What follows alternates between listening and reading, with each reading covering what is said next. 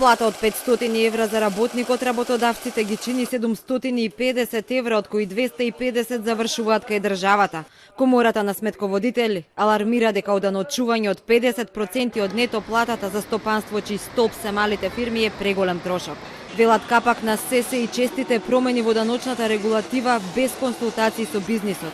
Така од 1 јануари се зголемуваат и ставките за придонеси за нови 0,5%, па фирмите ќе треба да плаќаат 18,8% за пензиско осигурување и 7,5% за здравство. Реагира дека за една година само трошоците за придонеси пораснале за 1%. Државата се обидува да пополни одредени буџетски дупки не со стратегија и визија за како тие да се пополнат, туку адхок со дневно политички со некои краткорочни политики директно на грбот на бизнис секторот.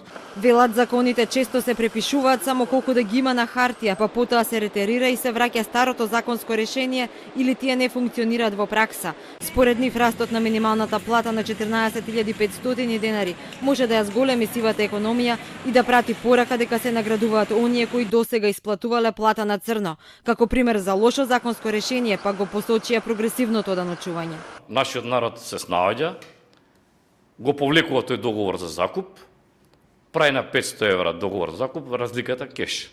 Значи, зголемуваме сива економија. Имаме ограничување на во готово. Нели, до 500 евра не смееме повеќе од 500 евра. Например, овие што продаваат возила, сите договори, сакаш да купиш Пунто, Ауди А6, Мерцедес, се 29.999 денари, затоа што немаш потреба од трансакции.